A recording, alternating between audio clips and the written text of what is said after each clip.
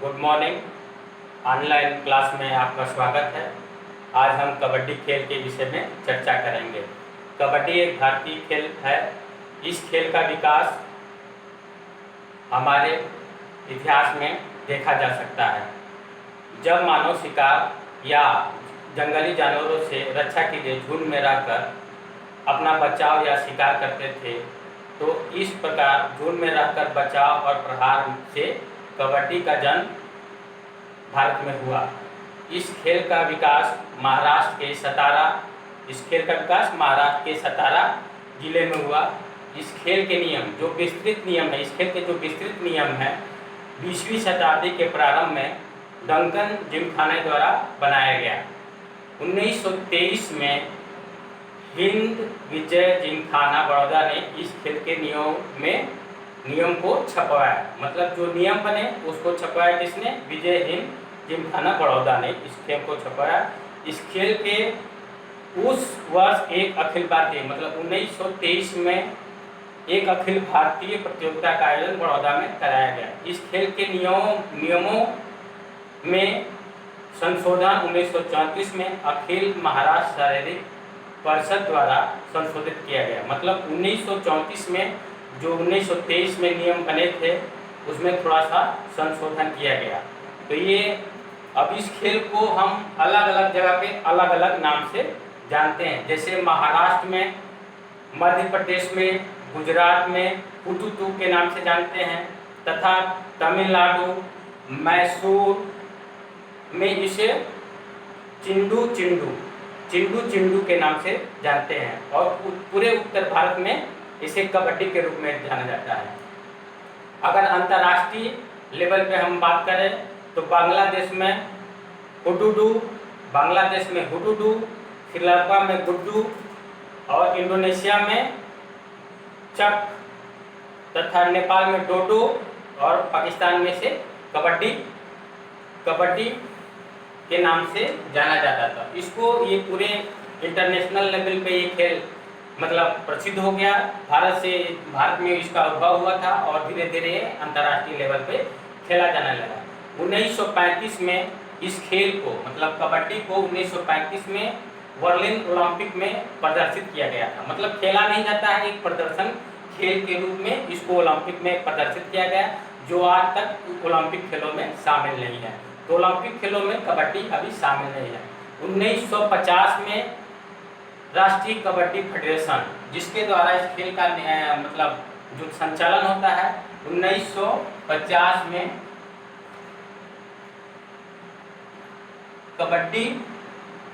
राष्ट्रीय कबड्डी फेडरेशन की स्थापना हुई। कबड्डी फेडरेशन ऑफ इंडिया की स्थापना 1950 में हुई और 2004 में विश्व कबड्डी संघ की स्थापना मुंबई में हुई। तो ये कबड्डी का जो इतिहास है उसके बारे में हमने चर्चा किया। तो इस खेल का जो उद्भव हुआ था वो भारत में हुआ था। इस खेल का उद्भव कहाँ हुआ था? भारत में हुआ था और ये धीरे धीरे पूरे विश्व में लोकप्रिय हो गया। अब हम इस कोर्ट के बारे में मतलब जो इसलिए ये खेला जाता है उस कोर्ट के बारे में हम चर्चा करेंगे।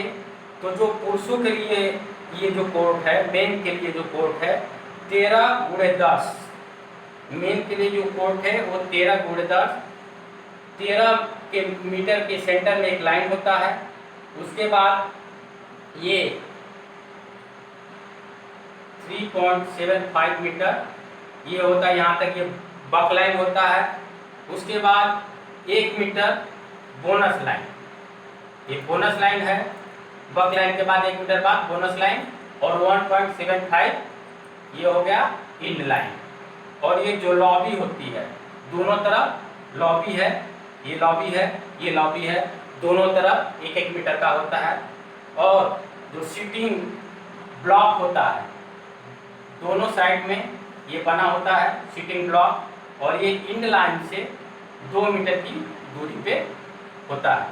ये जो सीटिंग ब्लॉक है 2 मीटर की दूरी पे इंड लाइन होता है। और इसे अगर विमेंस की बात करें मतलब महिलाओं की बात करें तो उसकी जो कोर्ट की लंबाई होती है 12 मीटर और चौड़ाई होती है 8 मीटर। सेंट्रल लाइन से 3 मीटर की दूरी पे बक लाइन, 1 मीटर की दूरी पे बोनस लाइन और 2 मीटर इन लाइन, और जो लॉबी होता है वो सेम होता है। तो जो कबड्डी का मैच है इसी कोर्ट पे खेला जाता है, और ये जो मैच है दो टीमों के बीच खेला जाता है।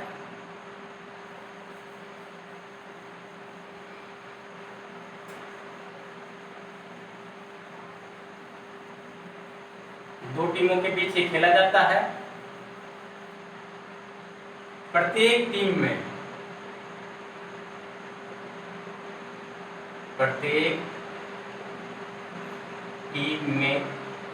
12 सदस्य होते हैं, लेकिन जो प्लेइंग मेंबर होते हैं, खेलने वाले खिलाड़ी, तो जो खेलने वाले खिलाड़ी होते हैं वो कितने होते हैं? 7 एक टीम में, 7 एक टीम में। जो ये मैच होता है 7 खिलाड़ियों के बीच होता है। 7 खिलाड़ियों के बीच कबड्डी मैच होता है, और ये जो इसका समय होता है 20 मिनट, उसके बाद 5 मिनट ब्रेक और 20 मिनट। ये पुरुषों के लिए है। पुरुषों के लिए है कितना है? तो जो ये खेल होता है 20 मिनट का खेल होता है, उसके बाद 5 मिनट का ब्रेक होता है, फिर 20 मिनट खेल होता है। अगर इस समय में दोनों का अंक बराबर रहता है तो प्रत्येक टीम को 5-5 रेड दिया जाता है। मतलब 20 मिनट के बाद भी अगर टीम का मैच बराबर रहता है तो दोनों टीमों को 5-5 मिनट का रेड दिया जाता है। अगर उसके बाद भी मैच बराबर रहता है तो गोल्डन रेड,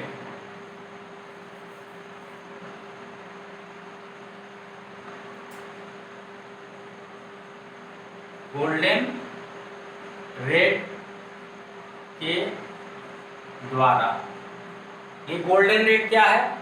तो 20 मिनट का खेल हो जाने, 20-20 मिनट का खेल हो जाता है तो भी मैच बराबर, 5-5 रेड दिए गए तो भी मैच बराबर, तो लास्ट में एक गोल्डन रेड दिया जाता है। गोल्डन रेड में टास्क कराया जाता है।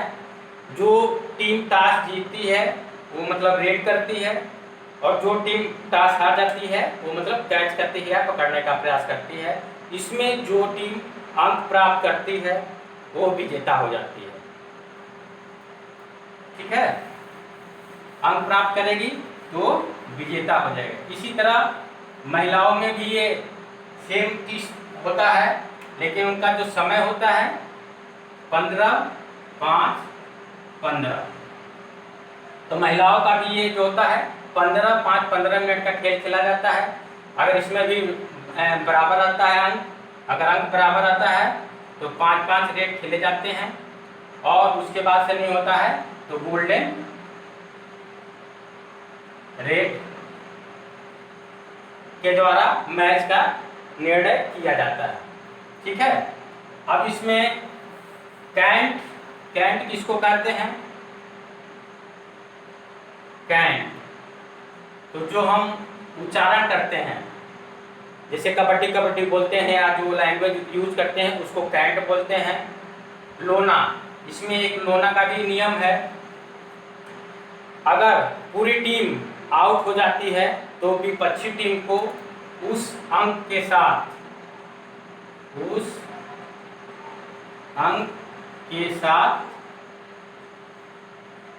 लोना दिया जाता है।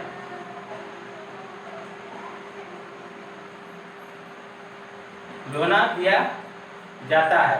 लोना क्या होता है? एक अंक या 2 अंक जो खिलाड़ी ने प्राप्त किया होता है, प्लस लोना के रूप में 2 अंक। अब देखिए बोनस एक लाइन बना था, बोनस लाइन, तो बोनस लाइन में 1 अंक मिलता है, लेकिन वो अंक कब मिलता है? तो जो विपक्षी टीम होता है, अगर हम रेड करने जाते हैं, उसके 6 खिलाड़ी होते हैं, तभी ये बोनस के रूप में 1 अंक दिया जाता है। कबड्डी ये एक ग्रामीण खेल के रूप में विकसित हुआ, फिर धीरे धीरे मॉडर्न खेल के रूप में विकसित हुआ।